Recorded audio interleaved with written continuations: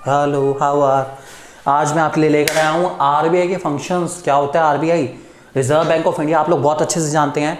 आज हम जानेंगे आरबीआई करता क्या है, ऐसा क्या काम है जो आरबीआई कर रहा है। रिजर्व बैंक ऑफ इंडिया आप लोग बहुत अच्छे से जानते हैं। रिजर्व बैंक ऑफ इंडिया क्या होता है? हमारे देश का सेंट्रल बैंक है रिजर्व बैंक ऑफ इंडिया।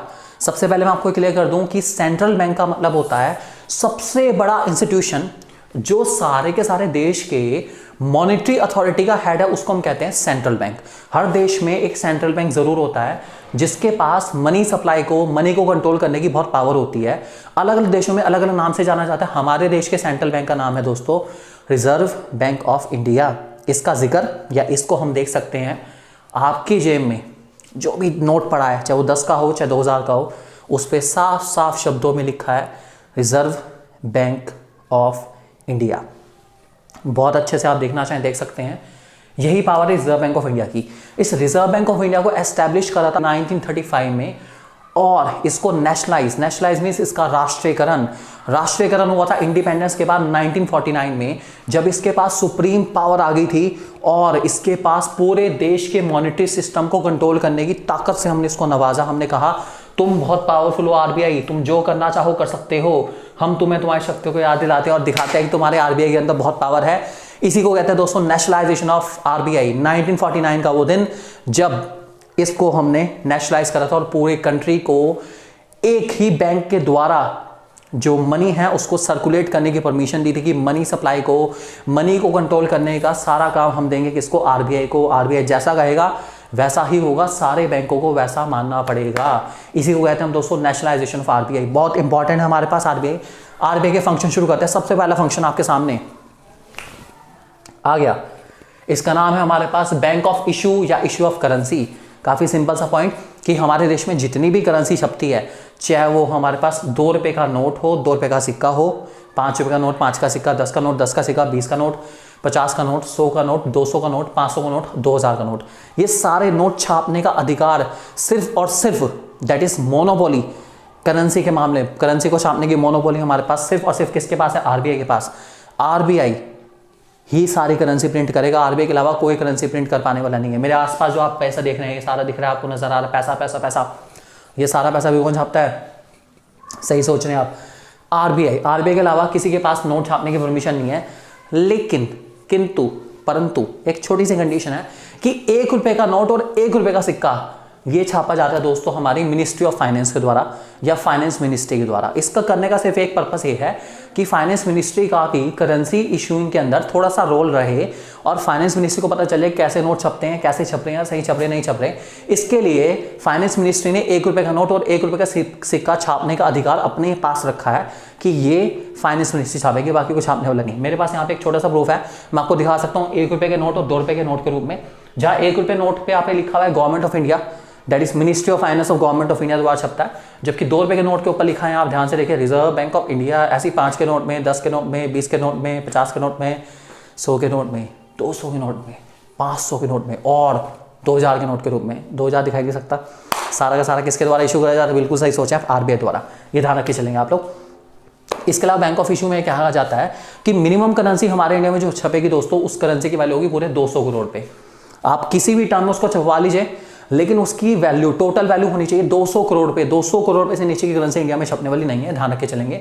और जब भी कमर्शियल बैंक इस करेंसी को डिमांड करेगा तो आरबीआई इस करेंसी को देने के बदले में उसे इंटरेस्ट भी चार्ज करता है, जिसके बारे में आगे बात करेंगे।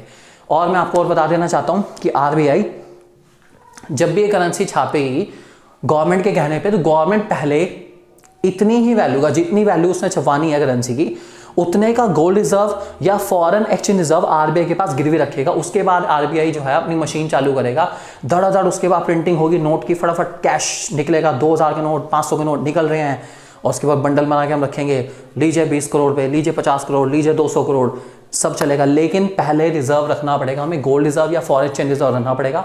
और मिनिमम करेंसी छपेगी कितने की? 200 करोड़ की।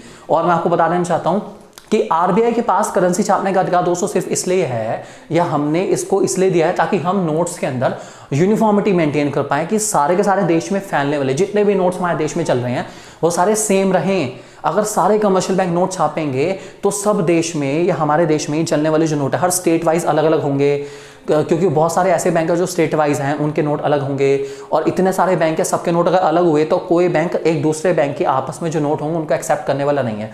तो सारे मॉनेटरी सिस्टम पे सिर्फ और सिर्फ एक मत रहे, दैट इज मोनोपोली रहे, और सारा सर्कुलेशन, सारी सप्लाई किसके हाथ में रहे? आरबीआई के हाथ में। इसलिए हमने आरबीआई को अधिकार दिया नोट छापने का, और सारी करेंसी का ना यूनिफॉर्मिटी रहे, ये ध्यान रख के चलेंगे आप लोग।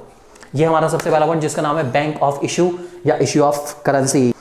अब आते हैं दोस्तों हम लोग दूसरे पॉइंट की तरफ। दूसरे पॉइंट का नाम है हमारे पास बैंकर्स टू द गवर्नमेंट या गवर्नमेंट्स बैंक। पॉइंट आ गया आपके सामने यहाँ पर।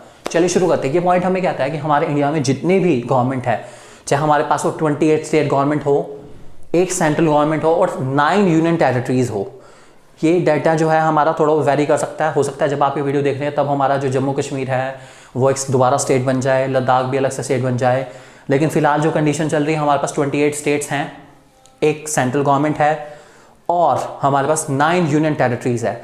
इन सबके करंट अकाउंट होंगे हमारी गवर्नमेंट के पास, और गवर्नमेंट उस करंट अकाउंट को मेंटेन करके रखती है कहाँ पे? आरबीआई के पास।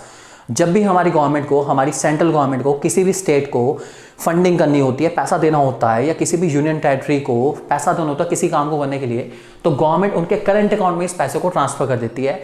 ये करंट अकाउंट दोस्तों मेंटेन करा जाएगा किसके पास? आरबीआई के पास। ये इसलिए करा जा रहा है क्योंकि जैसे एग्जाम्पल मैं आपको छोटा सा देता हूँ। सपोज हमारे देश के प्रधानमंत्री जी ने मान के चलते हैं कि किसी भी स्टेट के चीफ मिनिस्टर को पैसा देना है, मान लेते हैं अमाउंट है हमारे पास वो 5,000 करोड़ पे। तो ऐसा तो होगा नहीं कि भाई हम उस स्टेट के सीएम को कहेंगे कि भाई साहब 10-12 ट्रक ले आइए और ये 2-2 हज़ार के नोट रखे हैं और ले जाइए, जरा इनको फावड़े से उठा के डालिए और उसके बाद ले जाइए। ऐसा पॉसिबल होने वाला नहीं है। तो वो क्या करेंगे? सीधा 5,000 करोड़ पे आरबीआई से कहेंगे कि भाई जो प्राइम मिनिस्टर का अकाउंट है या जो सेंट्रल गवर्नमेंट का अकाउंट है, उस अकाउंट में से सीधा ट्रांसफर कर दिया जाए किसके? उस स्टेट गवर्नमेंट के अकाउंट में ट्रांसफर कर दीजिए पैसा। तो इधर से हमारे करंट अकाउंट की ट्रांजेक्शन हुई और इधर से पैसा पहुंचेगा किसके पास? सीधा उस चीफ मिनिस्टर के पास।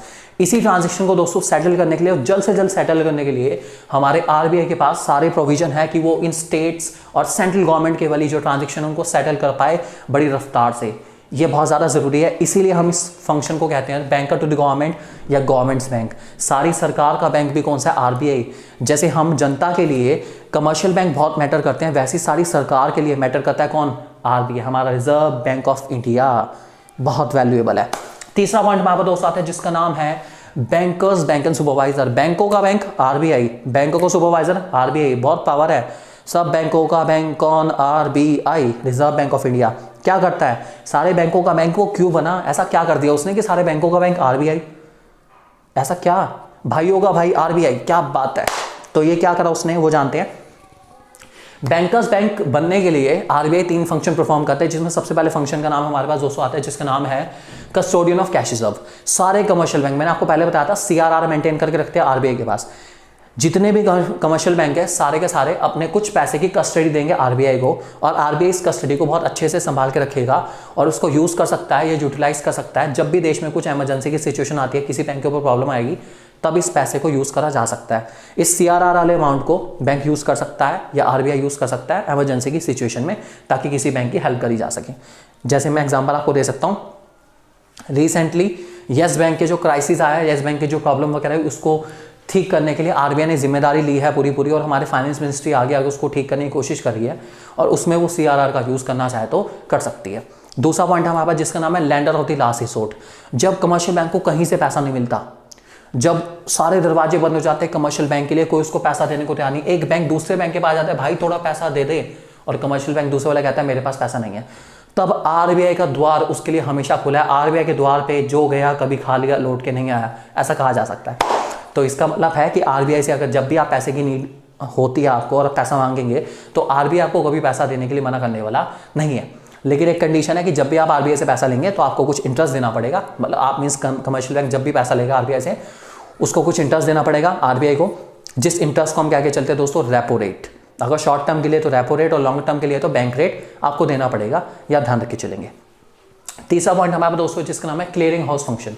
क्लियरिंग हाउस फंक्शन क्या कहता है उसको ध्यान से सुनेंगे हम लोग। क्लियरिंग हाउस फंक्शन कहता है कि जब हम किसी भी कस्टमर या हम लोग जो हैं बेसिकली पब्लिक किसी भी बैंक के अंदर जाके अपना चेक, एक कस्टमर से जो चेक आता है हम उसको लगाते हैं, तो उसको क्लियर करने की जिम्मेदारी भी आरबीआई संभालता है।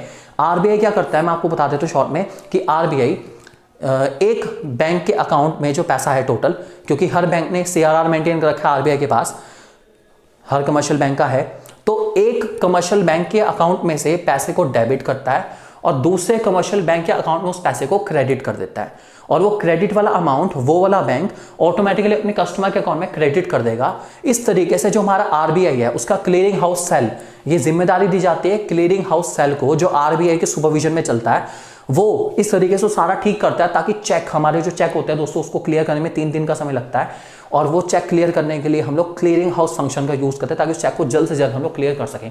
इसी के नाम है दोस्तों हमारे पास क्लियरिंग हाउस फंक्शन। इसी में हमारा जो बैंकर्स बैंक एंड सुपरवाइजर के तौर पर सारे जो कमर्शियल बैंक है उन सब की निगरानी, कौन कमर्शियल बैंक क्या कर रहा है क्या नहीं कर रहा, कोई इलीगल एक्टिविटी में पार्टिसिपेट कर रहा नहीं कर रहा, ये सारा काम देखने की जिम्मेदारी भी किसको, सिर्फ आरबीआई को। आरबीआई इन सबको अपने सुपरविजन में रखता है और उनको गाइड करता है और साथ साथ उनको अपील भी करता है, अगर कोई सिचुएशन आ जाती है खराब तो उससे कैसे टैकल करना है, उसकी सारी डिटेल भी देने वाला कौन है, सिर्फ और सिर्फ आरबीआई। ये तो दोस्तों हमारे पास आरबीआई के फंक्शन। इसमें हमारे पास एक फंक्शन रह गया जिसको आपको देखने का मौका मिलेगा हमारी लास्ट वीडियो में, जो सबसे बड़ा फंक्शन है, जिसका नाम है, बिल्कुल सोच रहे हैं, controller of credit and money supply, जिसमें मैं आपको बताऊंगा क्वालिटेटिव इंस्ट्रूमेंट क्या होते हैं और क्वांटिटेटिव इंस्ट्रूमेंट क्या होते हैं। तो देखते रहिए आपके अपने यूट्यूब चैनल बजाज से सीखो पर।